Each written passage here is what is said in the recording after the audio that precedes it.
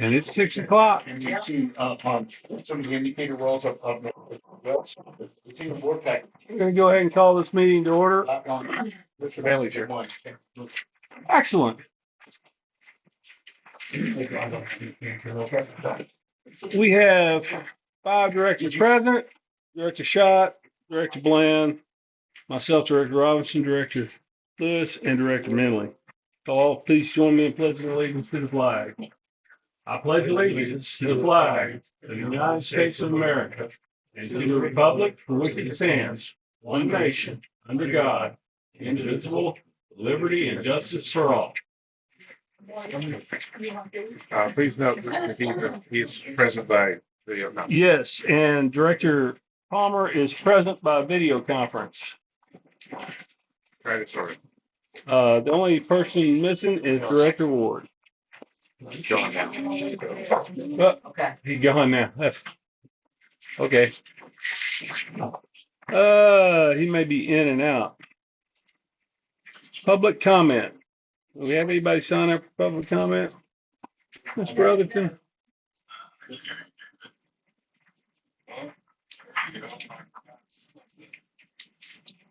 Yeah.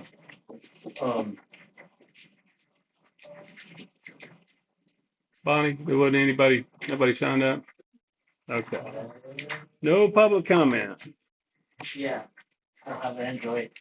Discussion possible action approval of minutes from April 28th board meeting and committee meeting on April 18th. Did we approve the committee meeting minutes or do they do it in the committee? Greg? Correct. Do we approve the committee meeting minutes? Yes, because there was a quorum of the board president, so that was a meeting of the board of directors. I do think that those should be signed, however, by the presiding officer of that meeting, which is Mr. Paul. Let's see. They got that on there that way. Excellent. Okay. All right. Any discussion over the minutes?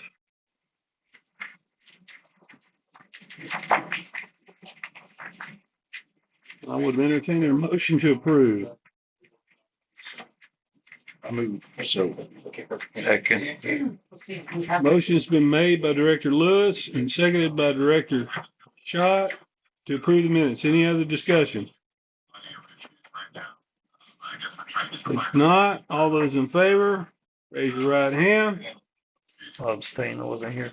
All those opposed, same sign. Okay, did you abstain? I wasn't looking at you. Did you vote on that one? I just didn't look. Sorry. I just trying to write it down right because I got one abstention. So okay, so passes. And let's see, 1, 2, 3, 4. One abstention.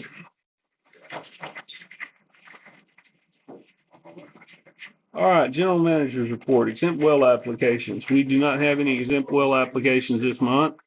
We have had a request for application to amend, although it has not been returned yet. I expect we'll have that either next month or the month after. To amend what? To amend the permit to increase use. They want more water. Attendance in meetings and past and present. We have our GMA 7 hearing set for June 16th. I think I've mentioned this before, and I'll mention it again briefly. The GMAs, once they complete their plan, they have, I believe it's 90 days. Is that right, Mr. Ellis? 90 days on the GMAs for public review of the plan. There's a 90-day public comment period. That's it. Not public review, public comment. It begins with as soon as the districts receive the proposed PFCs. Anybody may send in comments to each district, all the districts, whatever they want, during that 90-day period. And at some point, either before that time, during that time, or after that time, this district must have a public hearing on the proposed PFCs. At the end of that time, and I can't remember exactly what the number of days is, prior to the next GMA meeting, This district has to compile all the comments that it received and turn that over to the GMA. GMA 7 or 10. And then the GMA is responsible for deciding whether to make any changes based on the comments they received. And just for the board's clarification, 7 is in the process. We have set our public hearing for June 16th for this district. We'll have our public hearing for that plan. 10, we have not gotten anything out of them. They voted on their DFCs, but we have not gotten anything from the coordinator back on it. So we haven't gotten into that process on 10 yet. We have to go through two processes, 7 and 10, be approved or however, whatever they're calling it. Yes, sir. Yes, sir. Because this county is split into 2 different GMAs. Our western side is in 7 and our eastern side is in 10. So we have to attend both of those. One of them we go up to Sonora, and the other one we go to San Antonio for.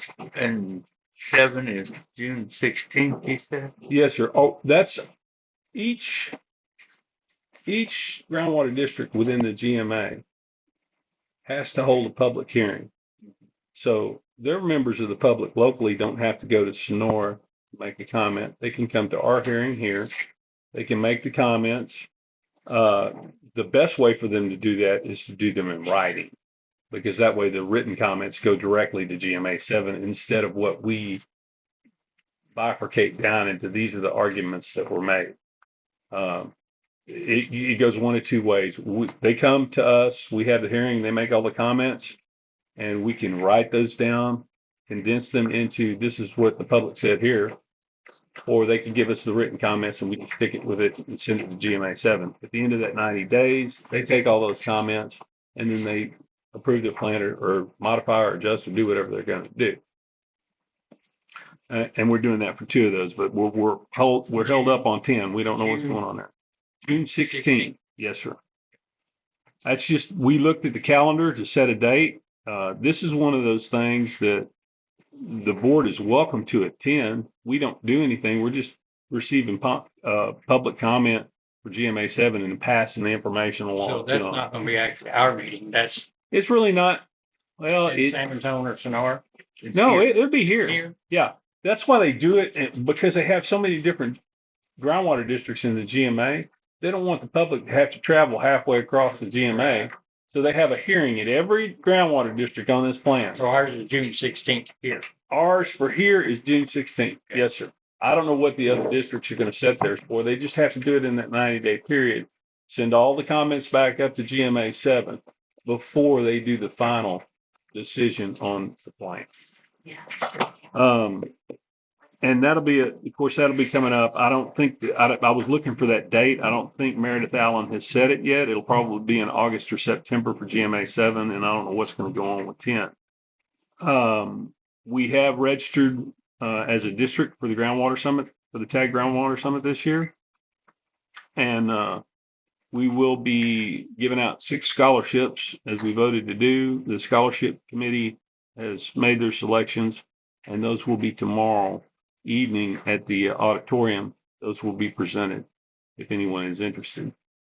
I believe it's at 6, but don't hold me to that. I'm not 100% sure.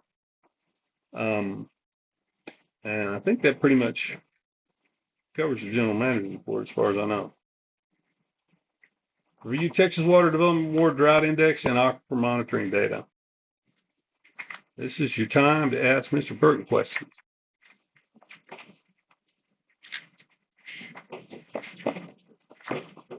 Dr. Menley.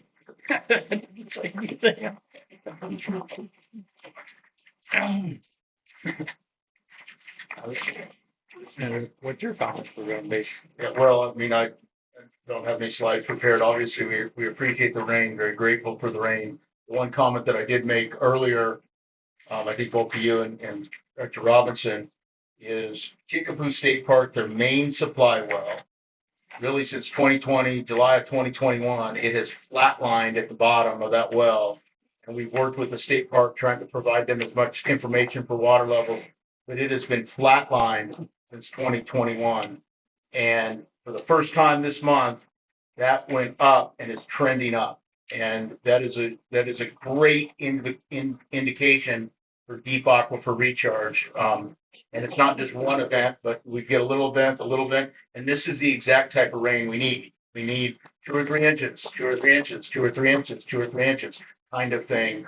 But and we've had a few other indicator wells, but for me personally, having worked with the state Parks and Wildlife on this particular well, to see it actually trend up since 2021, it's like, we're getting somewhere. And Director Minley, you said 2 months or 3 months ago, we're going to come May, we're going to start getting rain, and The almanac told me. the Everybody read the almanac. almanac. But It's been right we've got a long way to go. There's a lot to do, but again, just any deep aquifer recharge is really what we need, and we're starting to see it in the northern part of the county.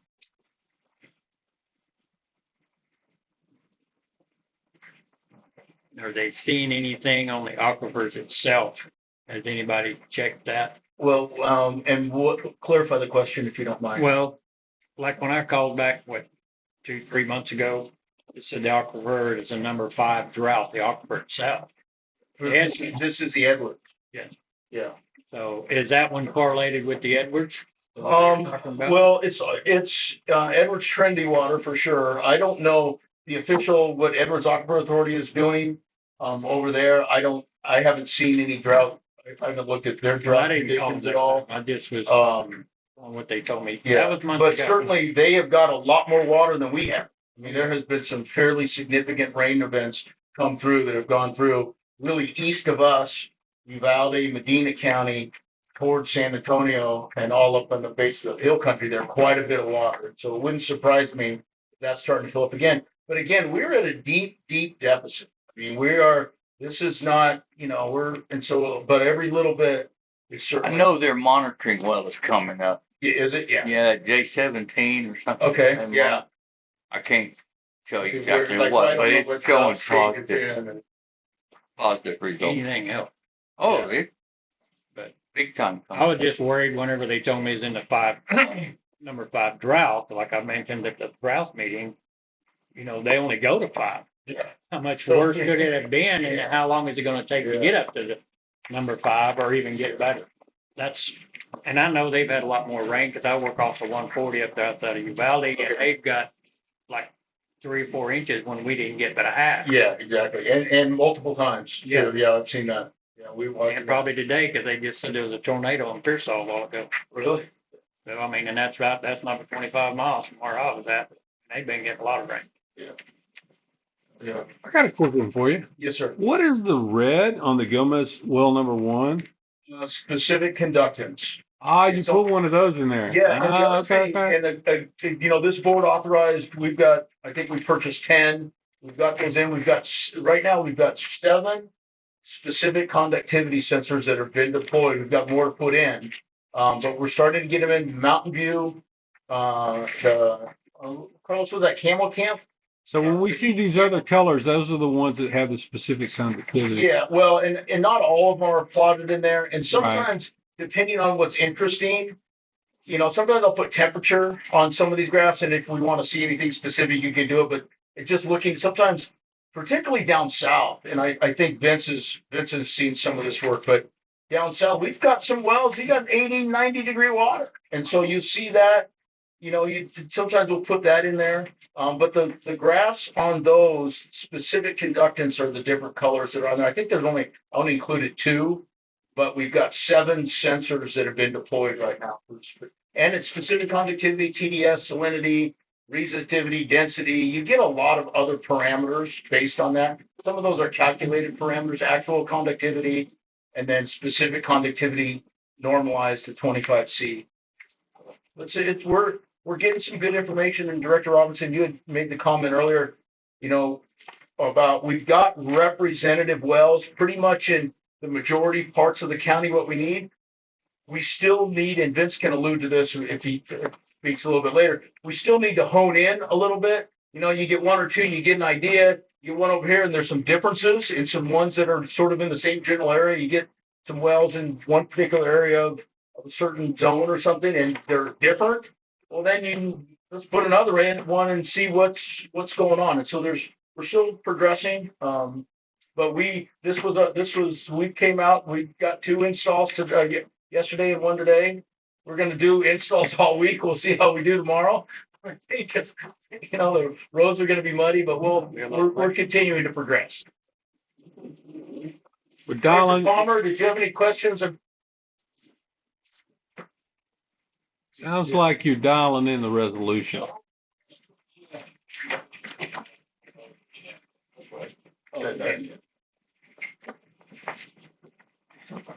Okay, anybody else got anything? We'll move on. All right, agenda item number 8, discussion about evaluation of desired future conditions for 2025.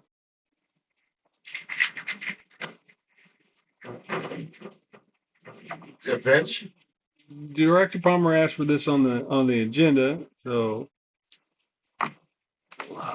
we need to discuss it. I guess that would be a Vince item. They wrote it, so. Hey Vince, can you hear us?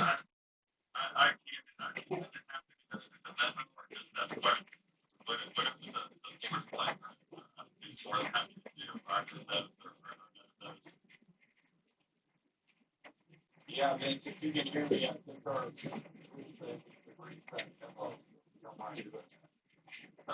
And if I can hear my screen, will the board will be able to see that? Yes. Yes. The wind is whipping out there, man. Yep. I'm watching. Well, I just turned it on for you. Okay, let's give this another go.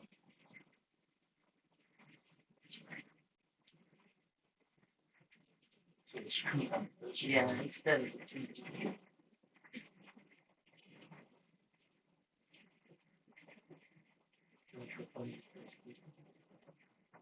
It's not good weather for the time. It's great weather.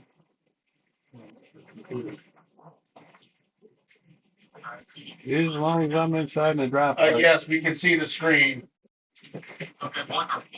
As long as I'm not on horseback. Ain't no fun up there. Provisional data, public data, that is the book volume of 7 and on the US. Went down a trail in Colorado one time, wound up in the middle of the thunderstorm. Not under it, in the middle of it. So this memo prepared was prepared by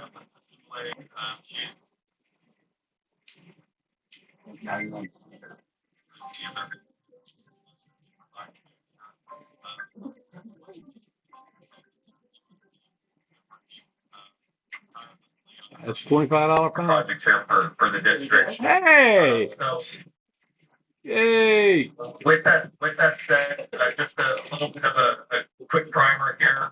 We're not just dealing with just one GMA in Kinney County. We have GMA 10, which is defined by the Tularosa well. And then we have GMA 7, which that GFC is defined by Los Moras Springs.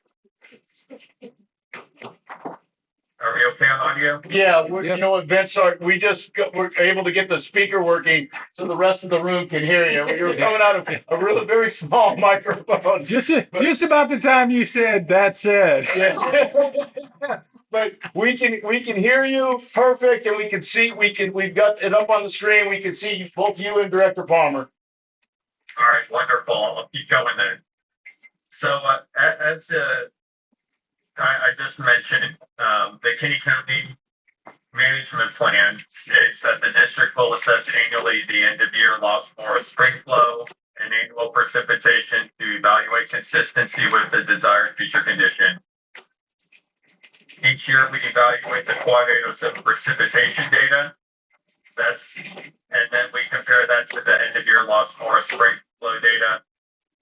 And then we use the analytical approach that was developed by Dr. Hutchinson and then adopted by the board as part of a management plan performance standard, which is seen on the screen, to evaluate that past year's spring flow as it relates to these acceptable bounds that were established as progress towards the 2070 DFC. So that's the mouthful. That's what we've been working with, and I think that's what's also led to some of the confusion over the years, which is why we're now moving away from this approach, I assume. With that said, the 2025 number is outside the acceptable bounds that were established as part of the management plan. That 2025 point falls just below the blue line where my cursor is, if y'all are able to see that. Yes. Okay. So specifically as it relates to the DFC in GMA 7, last year's performance falls outside the acceptable range established for the GMA 7 DFC and would not currently meet the adopted DFC in 2070. So one of the things that we did, which is consistent with how Dr. Hutchison's prepared this in the past, is that presentation of precipitation data. The graph we see on the screen speaks to what you were just mentioning, Jim. The precipitation deficit that we've been in. The red line is the average annual precipitation, and that gray dashed line is that 5-year rolling average as it departs from the red line. So looking at 2014, that was that previous period when the spring had intermittent or no flow periods, and then we fast forward again to this 2020 through 2025 period, kind of seeing that same thing, that rainfall deficit. So speaking to that point you just made, when we're in this deficit, that's when we're historically when we have seen these poor performance years. So that's it on GMA 7. As we've prepared the memo, I'd like to pause and answer any questions that anyone may have, and then I can work over to the GMA 10 portion. I've got a question. Director Minley's got a question, Vince. Okay. I know everybody All right, living. moving forward, so Nope. GMA 10, just a quick reminder that DFC is evaluated against the two. Hey, Vince, I'm sorry to interrupt here. We didn't realize you were on mute. Director Minley has a question. Yes, sir. Everybody living here knows that we go through a period of, we have long periods with no rain, and then we'll get a 6-8 inch rain all at one time. How can that be an average of a yearly average of rain whenever it all comes and then washes away and goes gone? You know, it's gone because 2 days it's already went downhill and left us.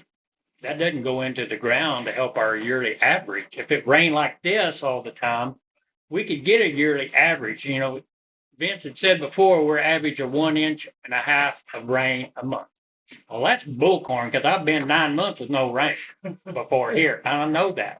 And everybody's here to live that. How can we get an average whenever you get 8 inches at one time and you may not get anything for 9 months? That's not helping our numbers. Well, To me. Director Minley, one of the things to remind you of this is the Quad 807 precipitation data. That has been something that I think numerous board members have pointed to as being potentially concerning or potentially misleading too, in terms of what's happening within the region may not reflect what's maybe happening there in Brackenville or say Grass Valley. But this, I think your question also speaks to the point that Jim was making a minute ago, where we have deep aquifer recharge, we have shallow aquifer recharge. We have to remember that Edwards Aquifer, specifically in Kinney County, that water producing interval, there's two primary producing intervals. You have the lower section and the upper section, and those sections communicate with one another. And to make this rainfall really impactful, really sustainable, you have to make sure you're recharging both the shallow and the deep. And so whenever we're getting all the rains up there in Kickapoo and even further north, and in those areas where we know where you have that deeper section that's being recharged, that's where we're actually creating sustainable recharge within the flow system here. If we're just getting these shallow pockets of, or shallow bursts of rain that create these temporary rises in spring flow, because that water is easy to trickle through the shallower section, I think that's where some of this is where we've lost time. Where yes, rainfall is important locally, but we've got to make sure for all the regions receiving a sufficient amount of rainfall to promote the sustainable for spring flow there. The whole system. Yeah, and Vince, just to Director Minley's point, I think you would agree that oftentimes the use of the term average is misleading and or not helpful. If you're trying to average something and you've got a bunch of zeros and then you get a 20, you got 10 points, your average is 2. Well, that may, and so we're looking, and I think maybe Vince, you can speak to this a little better, but we're also looking at statistical parameters that are different than simply average. I don't know, Vince, if you want to address some of that, because I think Director Minley brings up a good point on use of the term average, average rainfall or spring flow or average water levels and stuff. It can be misleading. I have a comment to make about that real quickly. Director Robinson has a comment. I think what Director Minley has stumbled across is what my old math teacher used to say about averages. The problem with an average is it's wrong half the time. Or most of At least half the time it's wrong.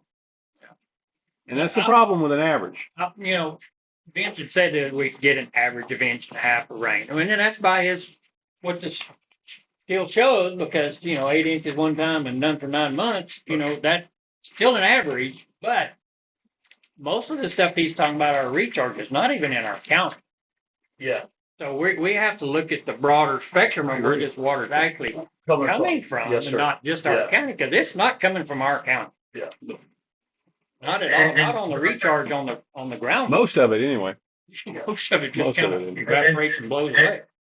And Director Minley, to reassure you, part of adopting a new DFC was because there was interest in moving away from this approach. With the previous DFC, we were looking at statistical indicators. We were looking at end-of-year averages.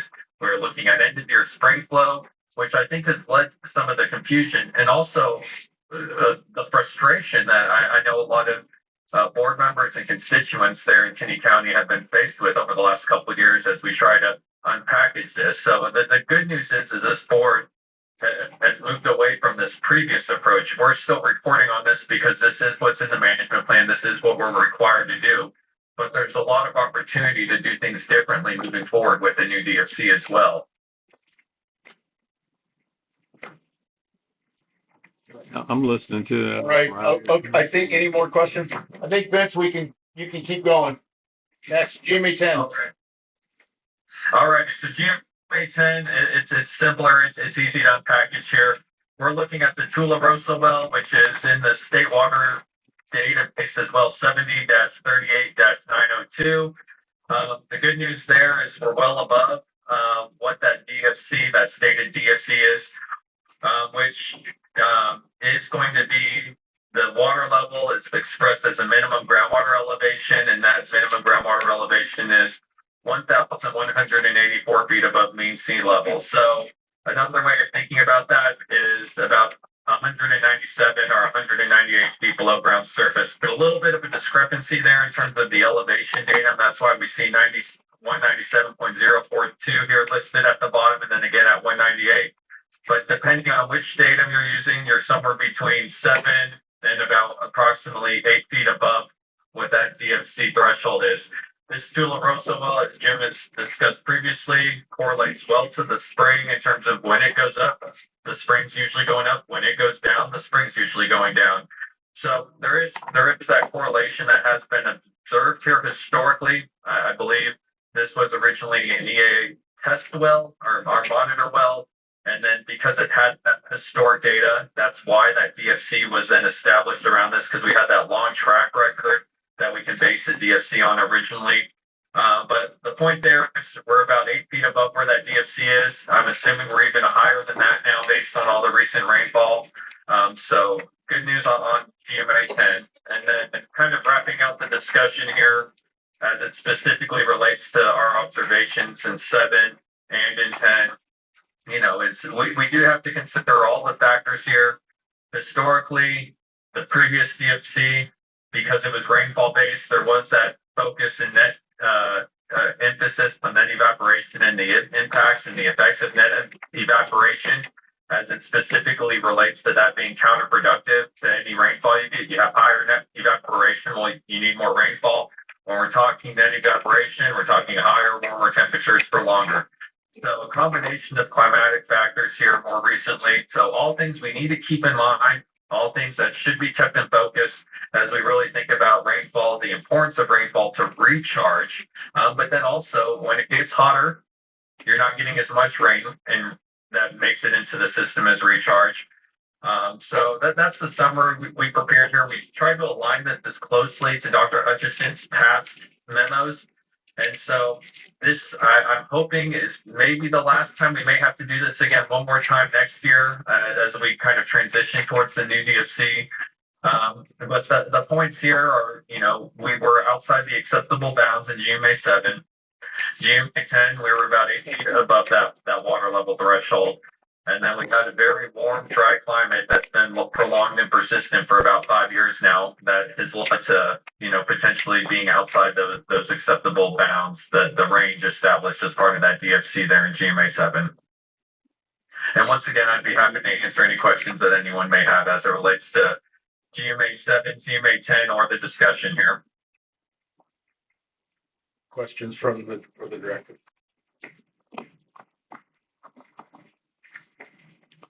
I don't have it. I'm having to go to all these meetings. I don't want to ask any questions.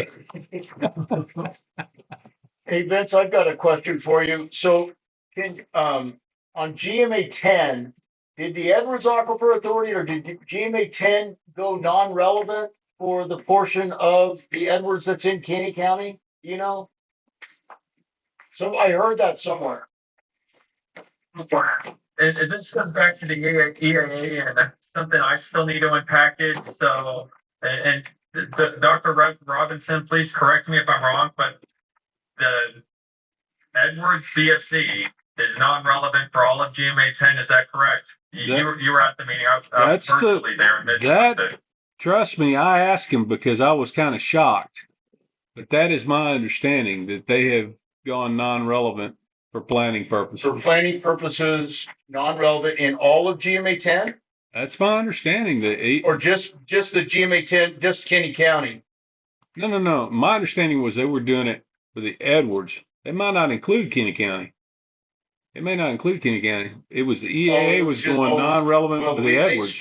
They stopped our boundary. Okay. Yeah. I don't think it's going to affect us. Yeah, I know. I just was curious on what they were doing. U Valley going east. Yeah. What they're doing. Well, that's where we get all of our recharge from. But that's what they did with the Edwards. Okay. They went non-relevant for planning purposes with the Edwards Aquifer.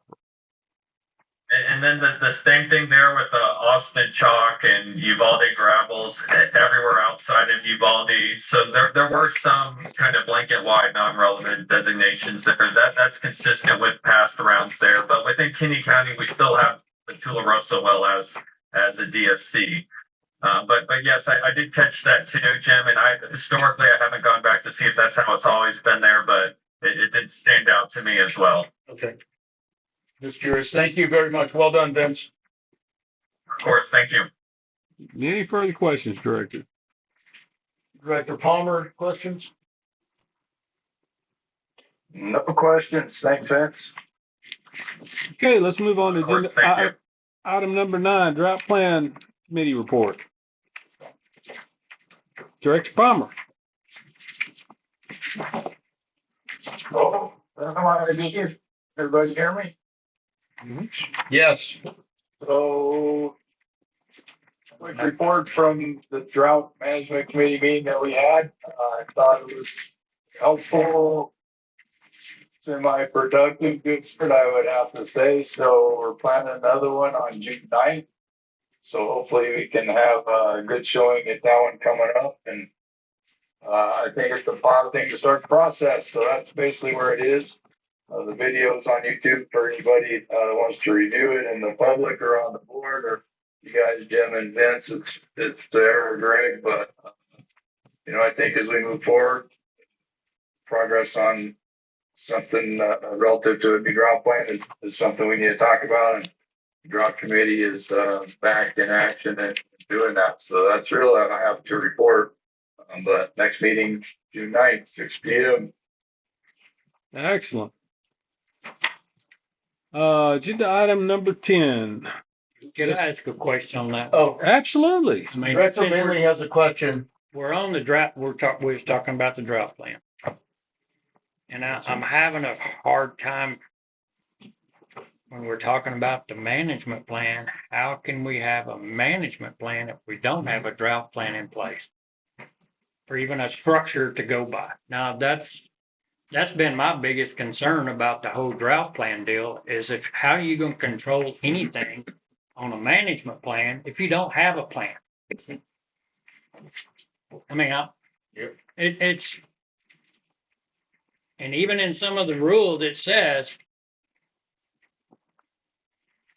by the contingency plan or drought contingency plan, even in some of the bylaws. I have to go back and find them again. I said I would, but I haven't. I haven't had the energy or the want to, I guess you'd call it. But it does say drought contingency plan, according to the drought contingency plan. You can't have a ground management plan if you don't have any way to manage anything. What's that going to do? You say, okay, we're managing that. That's not doing anything. So it's kind of you got to have one to have the other, is the way I'm looking at it. And that, if you don't have any way of doing anything about anything, what's the purpose? So, Greg, how many districts do you know that doesn't have a drought contingency or drought management plan? I can't answer that question. I don't, I think it'd be a great survey question for TAG to look at. I'm not aware of how many of the districts across the state do or do not have specific drought management plans. Do you know of any? Well, certainly EAA has a pretty robust drought management plan. There are several districts out there that have drought type contingency plans. Most of the districts deal specifically with achievement of the DFC. If they're going to have to do cutbacks, it's going to be because they're not achieving the DFC, not because they're in a specific drought. So, I mean, understand that a drought plan is important where you have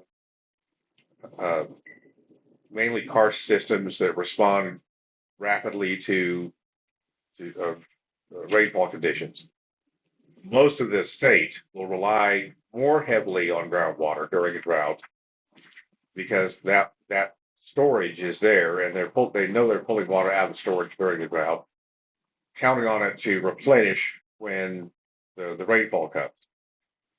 Where you have spring flow or you have shallow well systems or things like that, that can create problems for those systems if you're relying more heavily during drought than other times. So, the Gulf Coast aquifer, for example, there's not a lot of springs down there, and so they rely much more heavily on groundwater during drought than they do at any other time, and that's okay. So those districts all along the Gulf Coast, I don't think any of them have drought plans, but the ones along the Trinity, some of the Central Texas, I think several of them do have specific drought conditions. Some of them have, for example, Hayes Trinity has a very specific drought plan that requires cutbacks in pumping, and also places an automatic moratorium on accepting applications for any new wells during certain drought conditions. So there are districts out there that have that. It's not required by Chapter 36, and it depends on what the needs of that aquifer are. But my takeaway from what I was hearing from you is it sounds like a lot of drought management plans are in areas where I shouldn't call it a drought management plan. He said the management plan was for the DFC. So if the DFC started falling off, you began curtailment or management in systems that are shallower where it's affected. So it's somewhat system specific to where you see these things at. Oh, absolutely. It's very, I'm not saying pro or con for us. Right. I'm just saying that's the takeaway from what the information that you gave. But if your DFC goes by your your management plan, how are you going to manage it without a drought plan? And if your DFC works off of that too, to manage your DFC without no way to control anything, you're not getting anywhere by having any of it. Well, there are other management forms than curtailment, but I hear what you're saying. You have to have something. You don't have to have a severe drought plan where you cut everybody back if it doesn't rain for 2 weeks. It just has to be in place where you can vote on getting it all situated where in case we do have, after 5 years of drought, nobody seems to be worried about it, but this could be just one rainy little season here and the next year could go off be 10 times worse. Your point is well taken, Director. Currently, we don't have anything to manage towards that DFC in our toolkit that we need to put in there. And you're correct about that. Yeah, and I think Director Minley, if I could, I think you bring up a really good point that's the uniqueness or the challenge where this district is right now. You have modifications or amendments to both. Your management plan needs to be amended, your rules need to be amended, and I think you used the term aquifer management in the drought committee meeting. I think that term came up, but the aquifer management, the drought management, and it's not just curtailment. There's other things that can happen where you conserve, but this district, from my perspective, is in a very unique position because unlike some, you've got three administrative, strategic In different management areas. things that need to be amended and need to be adjusted. And I think you address one at a time, or Right. whatever the schedule is for the state. Right now, you're looking at aquifer management, and there's certain things that can be incorporated, can be adopted. There's management plan that needs to be amended, and then the rules and all of those at some point need to coalesce together so that you've got an administrative structure that's enforceable. That when you do something, if there's you need to meet something, you need to do it. The challenge, I think, as you well point out, is that how can you have one without the other? You kind of need all of them at the same time. It doesn't have to be a severe one. It just has to be to where we. You want something. I heard you. I was participating via Zoom, I think last Monday or whenever that was. And I think you're like, hey, I want something. You got. That's the unique challenge of where you're at right now. Unless it gets to the point where people are starting to run out of water in their well. Yeah, but I would. It's just a management. It's not cutting anybody off. Yeah. I would agree with Greg, though. I know specifically there are groundwater districts that during times of drought, they allow more pumping because they know that their agriculture community needs more water. And so I don't think that's what you need to do. I'm not suggesting that's what you need to do here, but the uniqueness of each of the groundwater districts and what needs to happen, I think is something for the creative juices within the board to come up with something that you can put together. I just think that if you can't have one without the other, what's the purpose? Right. If you don't have any way to manage anything, and the drought contingency plan is the only way to manage anything. You can say, well, we have a management plan. Well, if you don't have anything to enforce that management plan, you don't have a management Your plan. point, I think you've got a good point. I think that's why we have Vince. Yeah, well, and that's Vince's. Vince can't wave a wand and make it all right. Oh, It has to be started with that. He's got a good wand. You'll see. Yeah, I know. He's got a magic wand. But he can give us some answers. Gentlemen, we've got a little bit of a technical difficulty occurring with our tape recorder. We're going to take a brief recess. Director Palmer, did you? Hopefully about 5 minutes. Technical difficulties here on this end. They're working on something. So He did too. He just went out on it. I did hear that, technical difficulty. And 5, stand by. Stand by. This is going to be a very brief recess. Okay. We're recording again? Yep. Okay. We're rolling. Now, do you have anything else, Director Midland? I think that I made my point. Okay. I kind of made that point about every meeting, and it's. If y'all can make me understand that any better, that we don't have to have one to enforce anything or to help our water, I would love to hear it. I mean, I don't see any other way to conduct ourselves in a plan without having some kind of recourse to where we can fall back on it during severe drought. Anybody can tell me how? Well, to be completely honest with you, I think we're a little bit off topic with the agenda item. Well, it was this is a good conversation, and we need to have it. You said the drought, and that's not at this particular moment. I think we need to go on with the agenda, but because that's going to be hours long. Well, I mean, it's not going I'm to be just a trying short to understand conversation. it, and if y'all can make me understand it, I'll quit beating that dead horse. you mind if I jump in here, Director Robinson, quickly? Sure. I'd love for you to. Go right ahead. Director Minley, to answer the question you just asked, I work for a lot of GCDs that do not have drought management plans. What they have is they have management zones and they have trigger and threshold wells. And those trigger and threshold wells is what they use to manage their aquifers in a way to where, yes, it is connected to drought, because whenever you're in drought, people are pumping their wells harder, water levels go down. But it's also completely removed from having to rely upon any sort of climatic indicator as a way to how you manage your aquifers. We've talked about there is a strong correlation of precipitation to spring flow in Kinney County, but that's just one point on the map. In Kinney County, we're talking about aquifers, not just at one point on the map. We're talking about aquifers across Kinney County. So as it relates to a path forward, I think going back to what I just heard Jim say a few minutes ago, really thinking about this as an aquifer management plan, kind of reframing and redirecting that focus towards following the science, working towards management zones, following the science, working towards trigger threshold wells. I think that's the path forward, and it takes us away from rainfall. It takes us away from drought, temperatures, transpiration. All those things are part of the equation, but it simplifies things in a way for everyone. So that's just my 2 cents. Hopefully, you asked for an idea that could help you, move off of drought. There's my 2 cents. Do we have trigger wells? I got one. Whoa. I got one real quick. Okay. An analogous. The analogy is if you're using a well level, a water level as your trigger, you're actually looking at the gas tank. Yes, I understand that. And y'all have As opposed.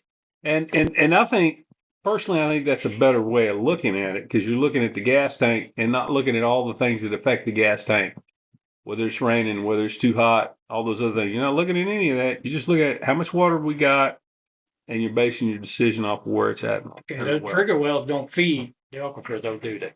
Yeah, no, I mean, It just monitors the level. the indicator wells that we've had in the northern part of the county that have been hit at historic lows for the last 4 years or so don't have anything to do with pumping. Or anything. It's just where the water is.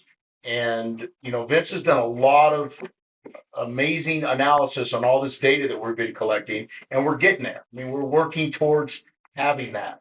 And just within the last 6 months, we put in some instruments and a couple additional wells that gave us a really clear picture of information that we didn't have before. And all of that's being processed. I think we're in the works.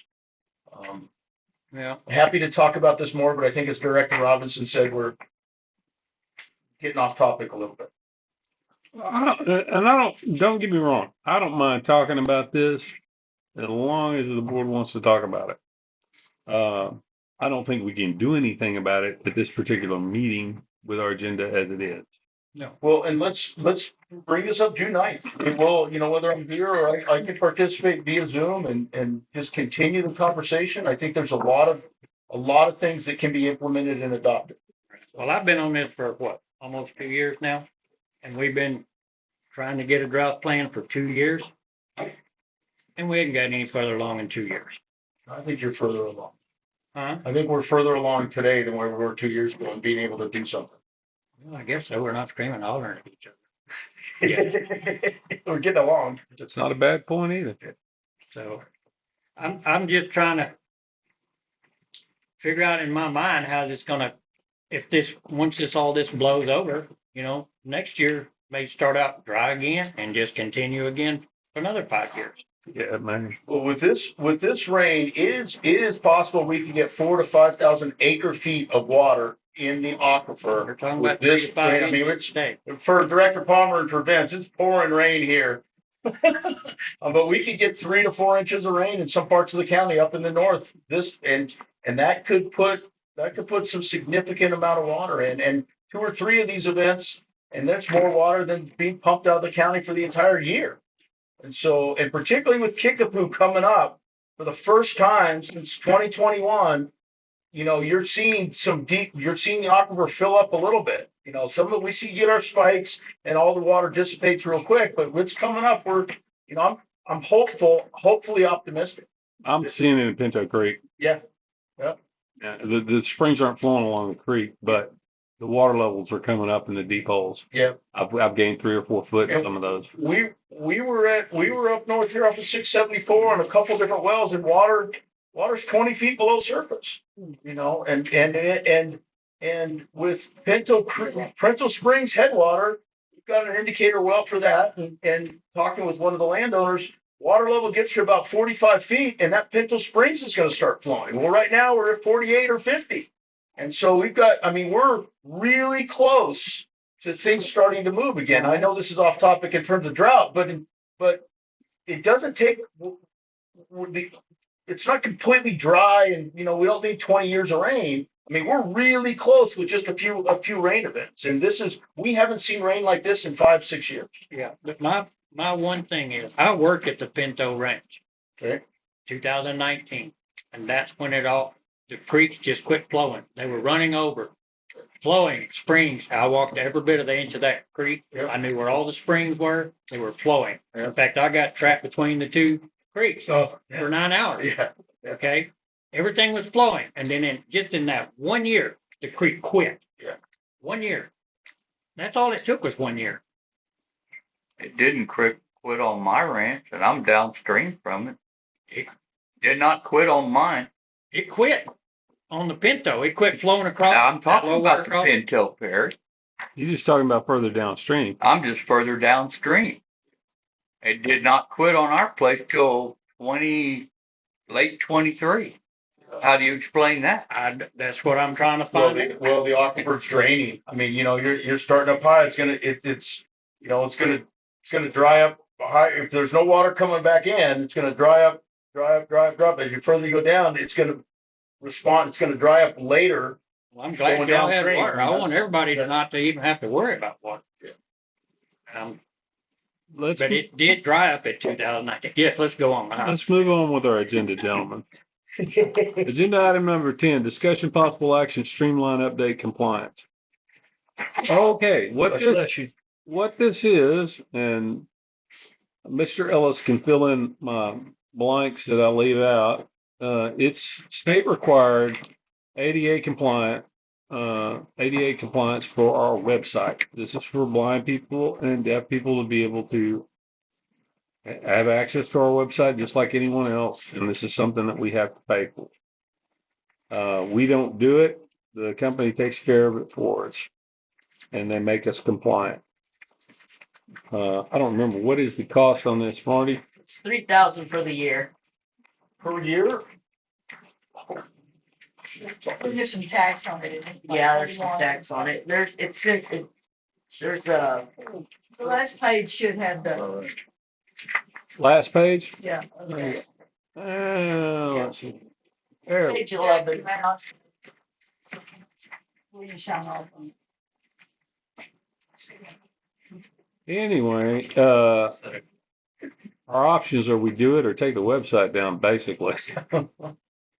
So for the first year, it's only 2,250, and then the next year, Oh, you're giving us a break. 3,000. Yeah, we get a discount, and then the next year, it's 3,150.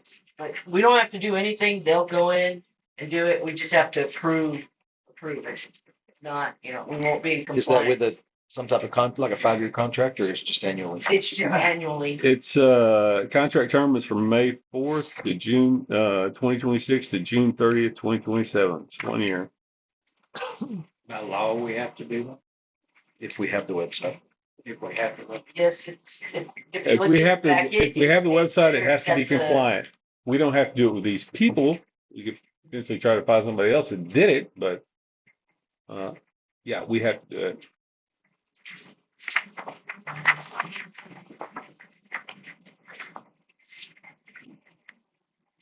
Mr. Ellis, do you know of any other companies that do this kind of thing? I'm sure there are a number of companies out there that take care of this kind of stuff. You're not required to go out for bids on something that's small of a contract, but you're welcome to seek whoever you want to. I just wondered if you had any experience with it. You know, you dealt with any of them, so that's why I was asking. I'm for getting it done. I make a motion that we approve this contract. I'll second it.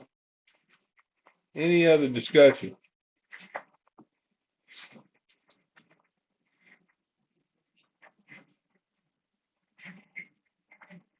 Motion's been made by Director Lewis and seconded by Director Robinson to contract with Streamline to update compliance for our website. All those in favor, raise your right hand.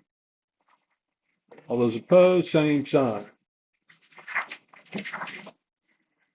Motion carries.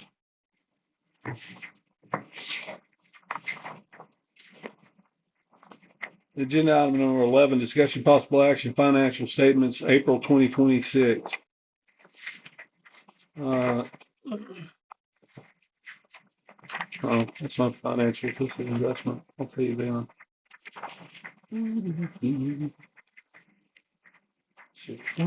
Yeah, it is on there. Oh, by the way, you notice some of these numbers are the same as last month, and it's because I changed the statement date to the end of the month. So we don't have statements yet. So that's why it says statement unavailable.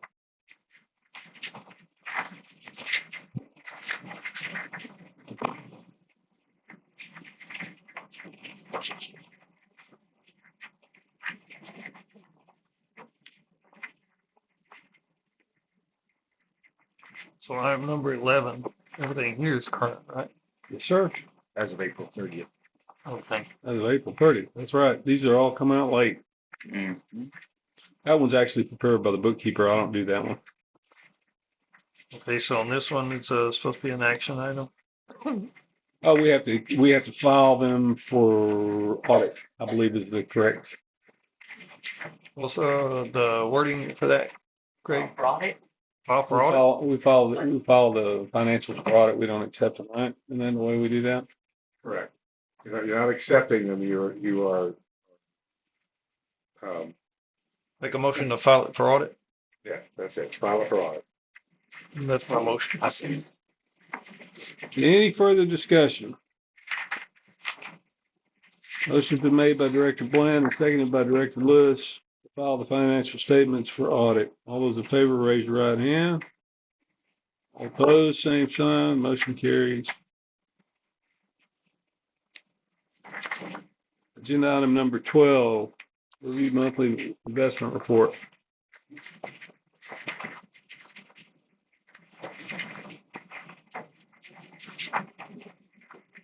That's the one I was telling you about.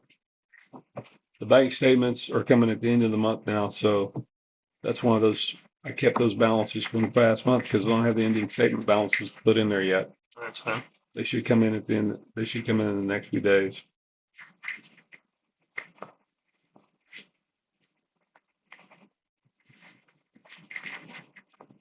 It's the same with these. That's just a review item. We can go right on to 13 unless somebody has a question. Nope. Agenda item number 13, discussion possible action, invoices received and invoices paid.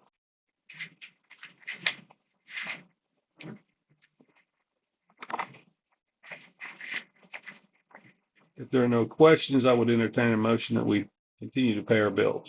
I move we pay our bill. Second. Motion has been made and seconded. Receive the invoice, to approve the invoices received and invoices paid. All those in favor, raise your right hand. All opposed, same sign.